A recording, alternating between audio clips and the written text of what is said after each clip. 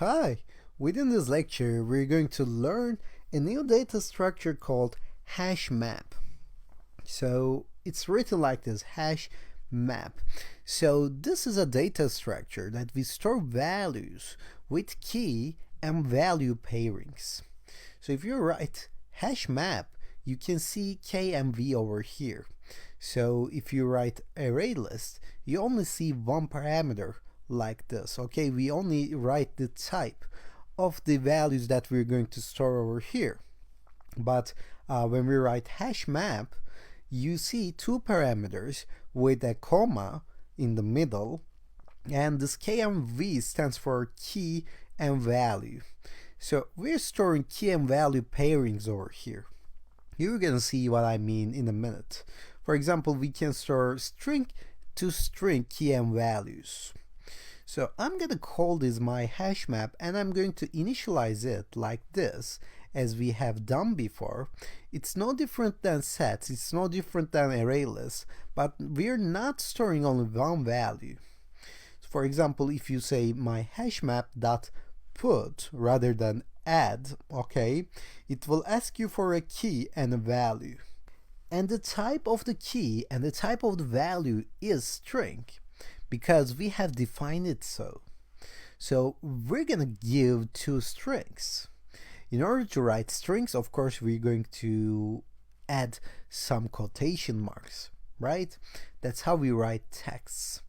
If we had put a string to integer, for example, then it would ask for a string and an integer.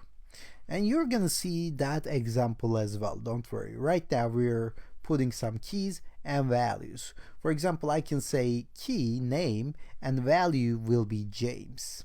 Now I can put something else like a surname or instrument, for example, and I can say, yeah, James plays guitar. So this is ideal when you want to label the value that you're going to be storing. For example, I can just write print line my hash map dot get, and this time I'm not gonna give any indexes because it doesn't have any index. It only has keys and values. Now you can get the name and instrument like this. It has to be exactly the same thing that you have written before. For example, we see James and we see guitar. So that's how you store values with hash maps, and that's how you get values with hash maps. So rather than name, you can just call it whatever you want, okay? And you can do it not only with strings, but booleans and integers and everything as well.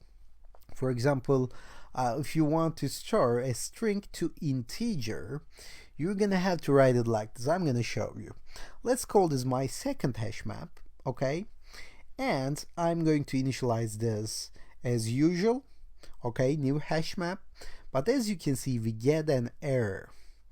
So it says that this type argument cannot be a primitive type. So what does it even mean, a primitive type? We haven't seen it. Actually, we have seen it in an unconscious way, because we have been creating integers and we have been creating non-primitive types and primitive types as well. For example, when I created an integer before, I followed this convention. But if you come over here, like to a string, you can see S starts with a capital letter A, array list starts with a capital uppercase A, like hash sat starts with a capital H, hash map starts with a capital H. So why does integer start with lowercase I? Because it's a primitive type. You can actually create integer with uppercase I as well. It will derive from the class rather than a primitive type like this. So you can write integer, my integer is 10, for example, and it's the same thing. But if you do it with a primitive type like this, int, then it has some less memory consumption, okay? But you cannot do that with hash maps. You have to specify the class name like this.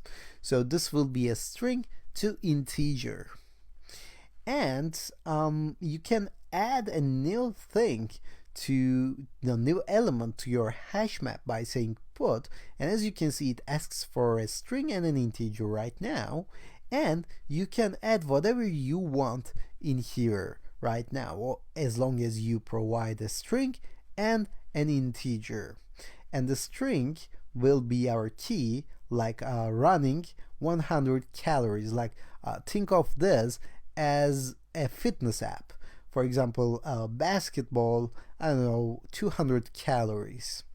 So rather than storing this in an individual array, now we are storing all of them into same data structure, which is a hash map. And I can get the calories of running anytime I want by calling run keyword. So this is how you work with hash maps. Okay? So we're gonna stop here and continue within the next lecture with different kind of methods in Java fundamentals.